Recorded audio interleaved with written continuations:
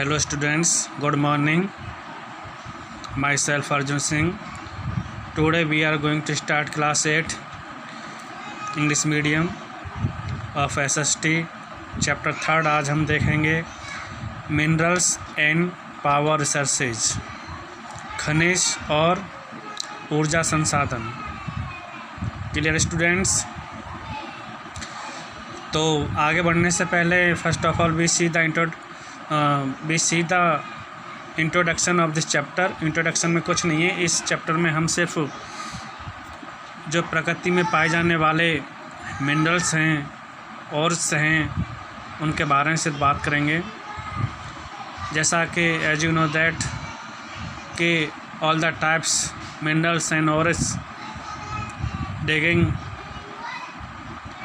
in under our earth planet,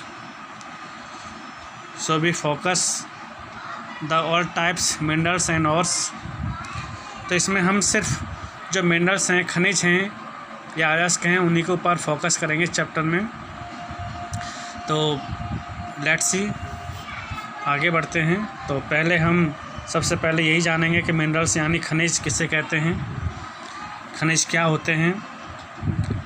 ठीक है, what is the minerals या डेफिनेशन ऑफ मिनरल्स।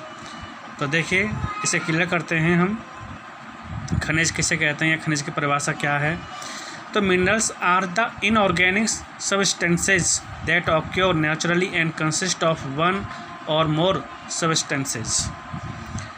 समझिए, खनिज वे अजैव पदार्थ हैं जो प्राकृतिक रूप से एक या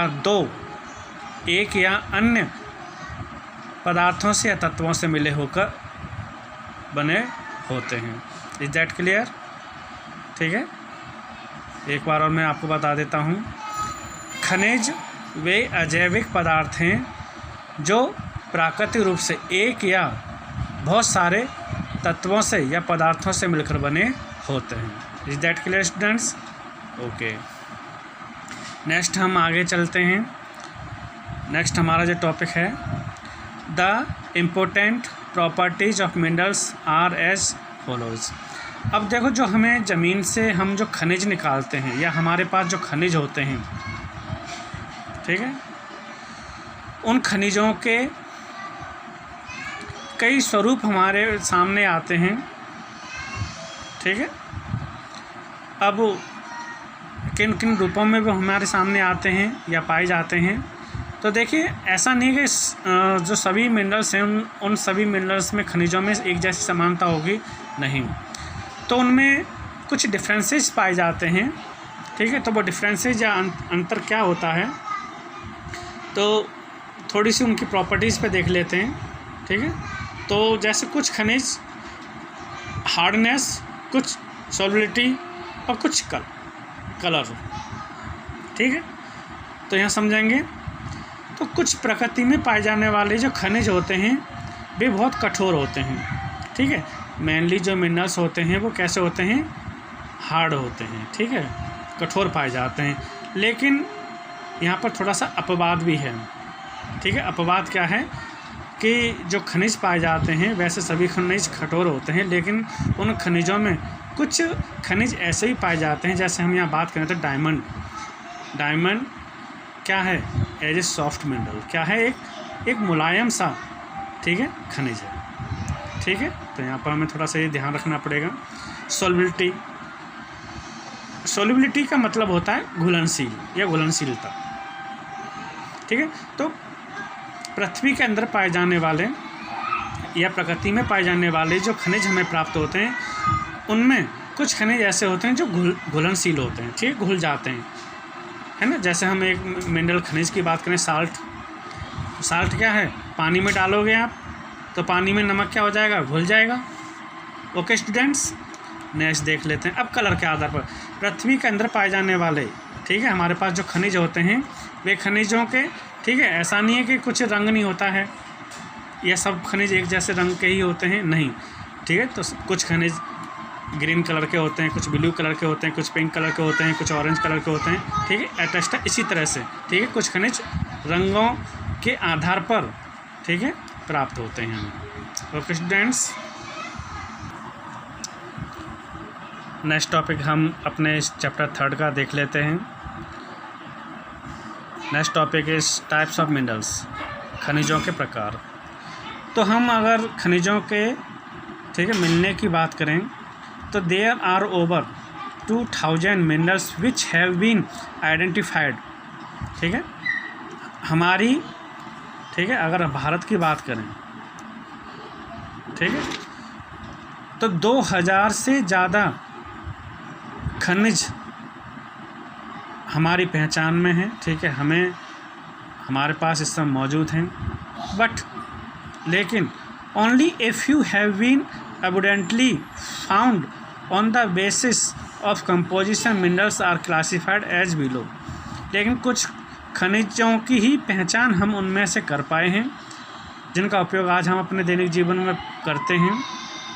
उनके संगठन के बारे में हमें मालूम है।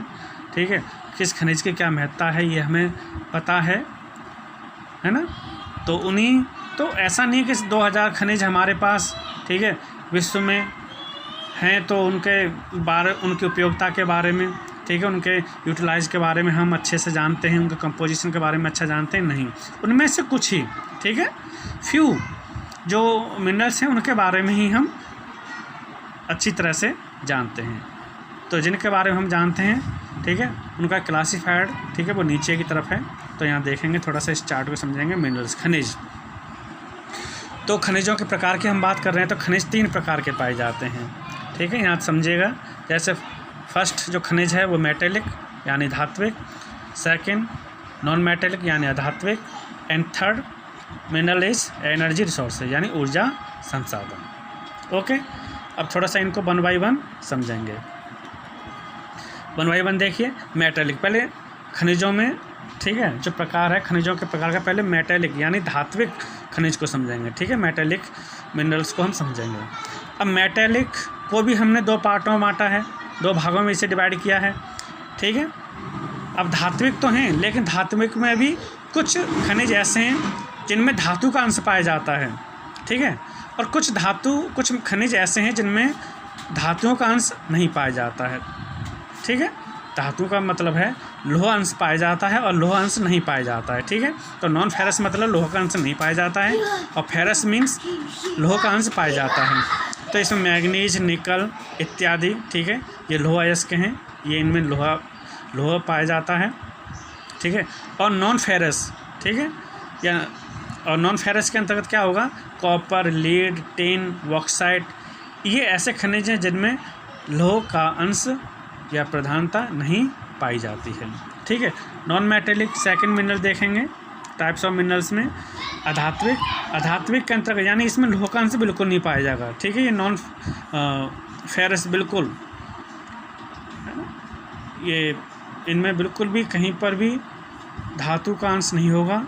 इसके जो एग्जाम्पल हैं वो माइका है, सल्फ़र है, ग्रेनाइट है, लाइमस्टोन है, मार्बल है, सैंडस्टोन है। ठीक है, ग्रेनाइट आप जानते होंगे मकानों बिल्डिंगों पत्थर है, लाइमस्टोन चूना पत्थर है, मार्बल आप जानते हैं, सैंडस्टोन बालू पत्थर है ये। ठीक है, ये है। And third types of minerals is energy resources. ठीक है, ऊर्जा संसाधन। ठीक है, ऊर्जा संसाधनों के बारे में आप जानते ही होंगे ये कौन संसाधन होते हैं। ठीक है, ये किसी भी मशीन में एनर्जी जनरेट करने के लिए ठीक है इनका इस्तेमाल होता है। तो कोयला, पेट्रोलियम, नेचुरल गैस इत्यादि ये मिनरल्स का तीसरा प्रकार है एनर्जी रिसोर्स, ऊर्जा के संसाधन। ठीक है, तो आज दोस्तों हमने ये क्लियर किया चैप्टर 3 क्लास 8 का इंग्लिश मीडियम का। ठीक है, आई होप ये आपने बहुत अच्छे से समझा होगा। ठीक है, इसको एक बार रिवाइज करें, दोबारा देखें वीडियो को। Okay, goodbye, thank you.